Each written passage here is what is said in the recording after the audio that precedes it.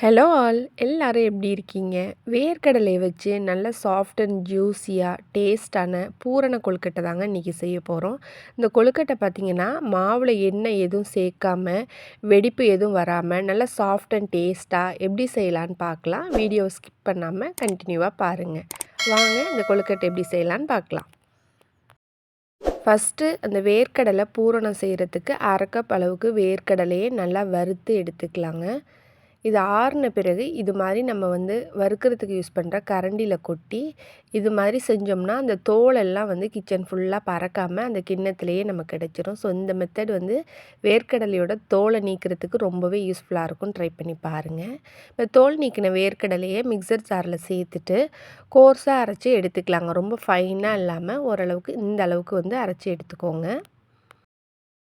Next ஒரு பேனில் 1 teaspoon அளவுக்கு நெய் சேர்த்துக்கலாங்க. ஒரு 10 முந்திரி பருப்பை இது மாதிரி 1 2மா உடைச்சி சேர்த்துட்டு நல்லா பொன்னிறம் ஆகிற அளவுக்கு வறுத்து எடுத்துக்கலாம். முந்திரி பருப்போட நிறம் மாறின பிறகு 3/4 கப் அளவுக்கு துருவின தேங்காயை சேர்த்து நல்லா வதக்கிக்கலாங்க. தேங்காவில் உள்ள ஈரப்பதமெல்லாம் போய் கொஞ்சம் செவந்து வரும்போது நாட்டு சர்க்கரை 3/4 கப் அளவுக்கு சேர்த்துக்கலாம். இந்த சர்க்கரைக்கு பதில் நீங்கள் உடைச்ச வெல்லம் அப்படி இல்லைன்னா கருப்பட்டி கூட பொடிச்சு சேர்த்துக்கலாங்க. எல்லாத்தையும் நல்லா மிக்ஸ் பண்ணோம்னா கொஞ்சம் நேரத்துலையே இந்த நாட்டு சர்க்கரை நல்லா இலகி வரும்.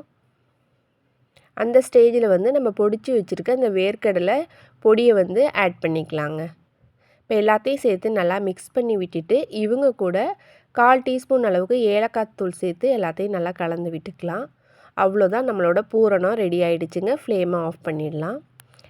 நெக்ஸ்ட்டு கொழுக்கட்டைக்கு தேவையான மேல் மாவு ரெடி பண்ணலாங்க. கொழுக்கட்டை மேல் மாவுக்கு எப்பயுமே நல்லா கொதிக்க வச்ச தண்ணி தாங்க சேர்க்கணும். அதனால் ஃபஸ்ட்டு ஒரு 4 கப் அளவு தண்ணியை நல்லா கொதிக்க வச்சுக்கலாம். இப்போ நல்லா அகலமான ஒரு பேசனில் 2 கப் அளவுக்கு அரிசி மாவு, இது ரெடிமேடாக உள்ள இடியப்ப மாவு தாங்க நான் எடுத்திருக்கேன். இவங்க கூட 1/2 டீஸ்பூன் அளவுக்கு சால்ட்டு சேர்த்துக்கலாம். நம்ம ஆல்ரெடி கொதிக்க வச்சுருக்க தண்ணியை இந்த மாவு நல்லா மூழ்கிற அளவுக்கு சேர்த்துக்கலாங்க. இல்லை மெஷர்மெண்ட்டில் ஊற்றணும்னா ஒரு 3/2 கப் அளவுக்கு தண்ணியை நல்லா கொதிக்க வச்சு சேர்த்துக்கோங்க. ஒவ்வொரு மாவும் பார்த்திங்கன்னா ஒரு விதமாக தண்ணி குடிக்கும். ஒரு வேளை கொஞ்சம் கட்டியாக இருக்க மாதிரி இருந்துச்சுன்னா இன்னும் கொஞ்சம் நம்ம கொதிக்க வச்ச தண்ணி ஆட் பண்ணி கலந்துக்கலாங்க. கரண்டி கம்பை வச்சு இது மாதிரி நல்லா நம்ம கிண்டி விட்டுறணுங்க. இந்த மாவை ஒரு 5 நிமிஷத்துக்கு நம்ம மூடி போட்டு க்ளோஸ் பண்ணி வச்சுட்டு கை பொறுக்கிற சூடு வந்ததுக்கப்புறம் பிசைஞ்சோம்னா நல்லா வெந்திருக்கும். நல்லாவும் பிசைகிறதுக்கும் நல்லா சாஃப்டாக வருங்க. இப்போ பார்த்தீங்கன்னா கை பொறுக்கிற சூடு வந்துருச்சு. நல்லா அடித்து பிசைஞ்சிக்கலாம். நல்லா சப்பாத்தி மாவெல்லாம் பிசைகிற மாதிரி மாவை நல்லா நம்ம பிசைஞ்சோன்னா தான் மாவு நல்லா சாஃப்டாக வரும்.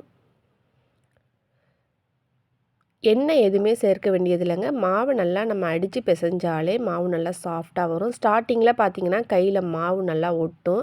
அதுவே நல்லா பிசைஞ்சு அந்த பக்குவத்துக்கு வந்த அப்புறம் பார்த்திங்கன்னா நம்ம கையில் மாவு ஒட்டாது. இப்போ பார்த்திங்கன்னா மாவு கையில் ஒட்டாத ஒரு ஸ்டேஜ் வந்துருச்சு. நல்லாவே பார்க்கும்போதே தெரியுது நல்லா சாஃப்டாக இருக்குது.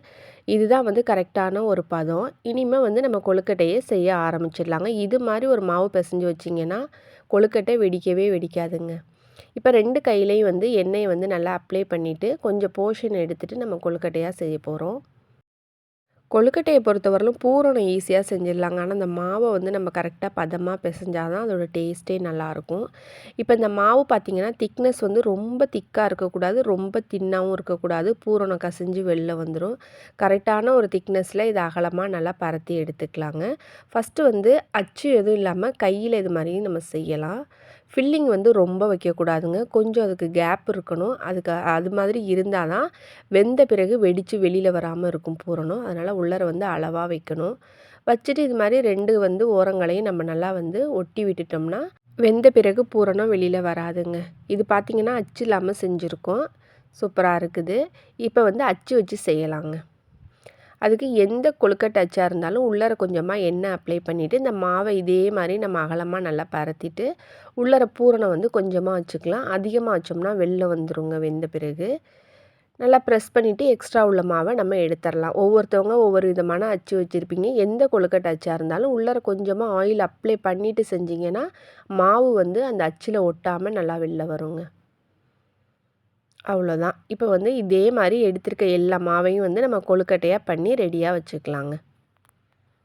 இப்போ நான் 2மே எடுத்திருக்கேன். அச்சில் செஞ்சது, கையில் செஞ்சது 2மே ரெடியாக எடுத்து வச்சுருக்கேன். ஒவ்வொரு ஈடும் கொழுக்கட்டை வெந்த பிறகு நம்ம அடுத்த ஈடை வந்து வேக வைக்கணுங்க.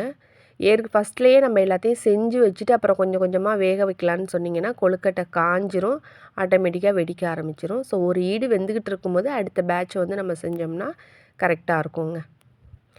அவ்வளோதான். இப்போ தண்ணி நல்லா சூடாகி கொதிக்குது. அதன் பிறகு இட்லி தட்டில் வந்து நம்ம ரெடி பண்ணி வச்சுருக்க கொழுக்கட்டையை சேர்த்து ஒரு 10 நிமிஷம் நல்லா மீடியம் ஃப்ளேமில் வேக வச்சு எடுத்தோம்னா நல்லா சாஃப்டாக டேஸ்ட்டாக சூப்பரான நம்மளோட கொழுக்கட்டை ரெடி ஆயிரும். பார்த்தாலே உங்களுக்கு தெரியும் நல்லா பளபளன்னு சூப்பராக ரெடி ஆகிருக்கு. அவ்வளோதாங்க. இதே மாதிரி எல்லா கொழுக்கட்டையும் வேக வச்சு எடுத்தோம்னா நல்ல அருமையான டேஸ்ட்டான நம்மளோட வேர்க்கடலை பூரண கொழுக்கட்டை ரெடிங்க. சாப்பிட்றதுக்கு ரொம்ப நல்லாயிருக்கும். கண்டிப்பாக ட்ரை பண்ணி பாருங்கள். செய்கிறதும் பார்த்திங்கன்னா ரொம்ப ஈஸியாக அந்த கொழுக்கட்டை செஞ்சிடலாங்க. இந்த சாஃப்ட் அண்ட் டேஸ்டான ஹெல்த்தியான இந்த வேர்க்கடலை பூரண கொழுக்கட்டையை நீங்களும் செஞ்சு பார்த்துட்டு உங்களோட ஃபீட்பேக் சொல்லுங்கள். இந்த வீடியோ பிடிச்சிருந்துச்சுன்னா லைக் பண்ணுங்கள், ஷேர் பண்ணுங்கள். மறக்காமல் நம்ம டெல்டா சமையல் சேனலை சப்ஸ்கிரைப் பண்ணி கூட உள்ள பெல் ஐக்கானையும் கிளிக் பண்ணிக்கோங்க. தேங்க்யூ ஃபார் வாட்சிங்.